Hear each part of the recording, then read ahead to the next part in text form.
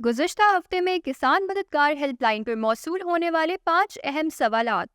प्याज की नर्सरी कैसे तैयार की जाती है?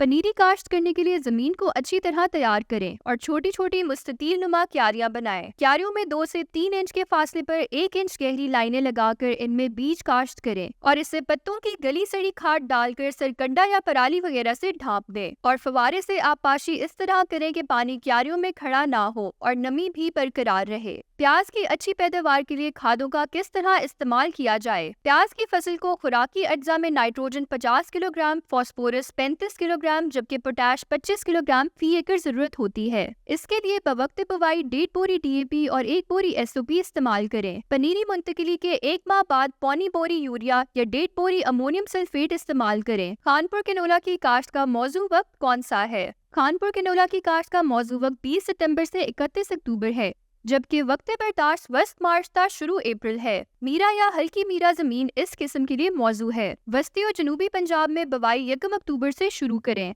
सरसों की अच्छी पैदावार के लिए खादों का इस्तेमाल किस तरह किया जाए? बारानी इलाकों में खाद की सारी मिकदार बवाई के वक्त इस्तेमाल करें।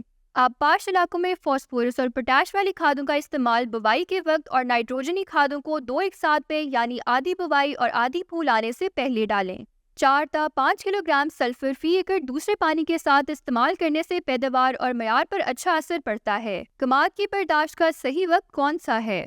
फसल की कटाई कमाद की इकसाम और फसल के पकने को मद्देनजर रखकर करें। पहले सितंबर काश्त मूंडी और अगीती पकने वाली इकसाम बर्दाश्त करें। उसके बाद दरमियानी और पचीती पकने वाली इकसाम की बर्दाश्त करें। सैलाबज़दा, चूहे से मुतासिर और गिरी हुई फसल को पहले बर्दाश्त करें। फसल की बर्दाश्त से 1 माह पहले आबपाशी बंद कर दें। गन्ना सतह जमीन से आधा ता 1 इंच गहरा काटें। मजीद रहनुमाई के लिए किसान मददगार हेल्पलाइन पर राब्ता करें। शुक्रिया।